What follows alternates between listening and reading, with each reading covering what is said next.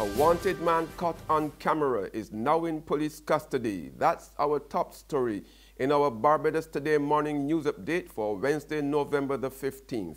I'm Emmanuel Joseph. Thanks for joining us. A wanted man who had earlier been caught on camera is now in police custody.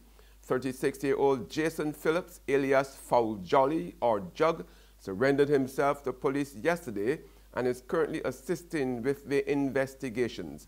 Phillips, whose last known addresses were Suriname, Horsell, St. Joseph, and Bowling Alley, also in St. Joseph, was the subject of a wanted man bulletin.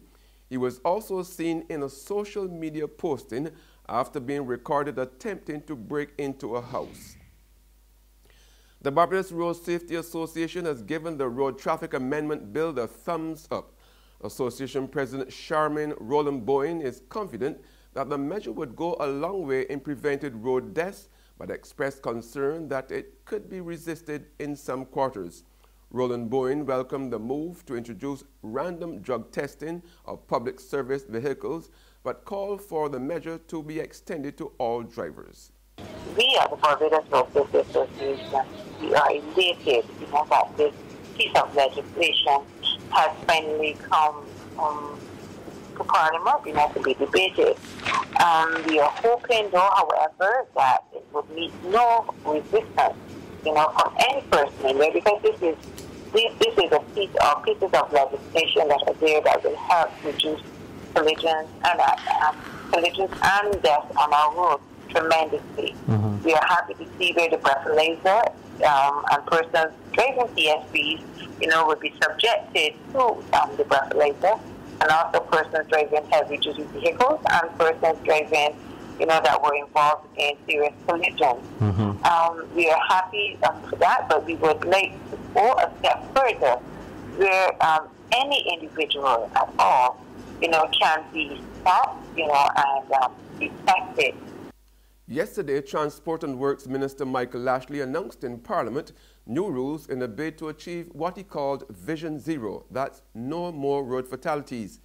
Road users will face serious penalties that include hefty fines and imprisonment if they breach the Road Traffic Amendment Act. Among the wide-ranging measures, operators of public service vehicles and heavy-duty vehicles will have to undergo random drug testing. And for the first time, it would be a crime for unauthorized persons to park in spots designated for the disabled. We have inserted a section in relation to the disabled community of Barbados. And it mentions and it speaks to a fine for someone who parked in a park designated for the disabled parking by a parking sign. And the fine is $500. I've listened to the disabled community, and they said to me, Minister, this $500 is well-intentioned, but in some quarters, they say that it is not, that they don't see it as enough as a deterrent, and that we can probably look for a fine at $1,000. At $1,000 for parking in a spot designated for a disabled person. However, opposition leader Mia Motley blasted Lashley while accusing the ruling Democratic Labour Party administration of forcing through last-minute legislation on its way out of office. While piling on her criticisms, Motley hinted at unethical and corrupt actions on the part of government. I'm not going to get into who bringing in cars in engine parks. I'm not going to get into what the Commissioner of Police is investigating and on whose behalf cars were brought in to avert and avoid duties for importing the cars. At some point, the truth will out. And this country is disgusted by the fact that my constituents and everybody else in here, constituents facing the law. But I trust, I see the Prime Minister is amused, but I know the Prime Minister probably will have to ask questions himself. Prime Minister has made it clear that he only ever had 2 cars, is correct? So I know that he is not one of the ones with the cars. There's regional and international news after this short break. Indulge your every craving at this year's Barbados Food and Rum Festival, November 16th to 19th. Thursday, the festival kicks off at Oystons. Friday, the Barbados Concord Experience, 8 chefs, 6 mixologists and the energetic Spice & Company. Saturday, taste the spirits of polo featuring Chef Jason Howard. This would not be Barbados without a beach party. Sunday, enjoy an impressive lineup of Barbadian entertainers at the Hilton for Feet in the Sand. And the weekend would not be complete without the Gourmet Safari Dinner Series at the Cliff, the Crane and the Tides. Remember, November 16th to 19th. Get your tickets at TicketPal box offices today.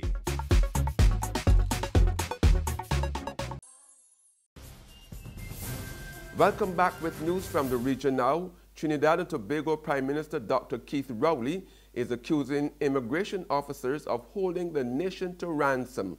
Describing the industrial action taken as disheartening, Dr. Rowley says he received a report on the incident and has forwarded the document to the Attorney General and the National Security Minister. Those entering the country through the Piarco International Airport on Sunday spent no less than 3 hours from airplane to arrivals. It didn't matter if you were visiting or a national, sick or with a child. Hundreds were trapped due to the absence of immigration officers from the job. There were reports that only 2 immigration officers were on shift at the time. The absenteeism by the officers have been linked to industrial action. Speaking on the issue, Prime Minister Dr. Keith Rowley says he was disheartened to see what was taking place. He said it is sad that some persons would want to hold the population hostage. Here it is, as Prime Minister, I'm telling the country, we are having to borrow money to pay salaries at the end of the month. And the most comfortable of public servants could find nothing to do but to absent themselves from work and to hold the population hostage in Piarco Airport for 5 hours. And that is supposed to be understood by the rest of the population.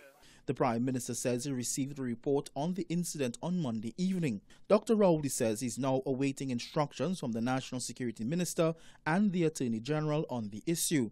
That matter is now with the Minister of National Security and the Attorney General, and I expect that those who intend to hold the country to ransom will understand that there are people in this country who are not prepared to accept that.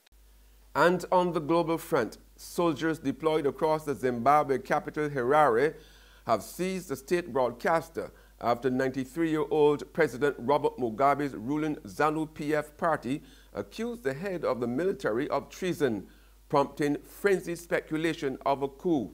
Now, just 24 hours after military chief Constantino Chiwenga threatened to intervene to end a purge of his allies in Mugabe's ZANU-PF, a Reuters reporter saw armored personnel carriers on the main roads around the capital.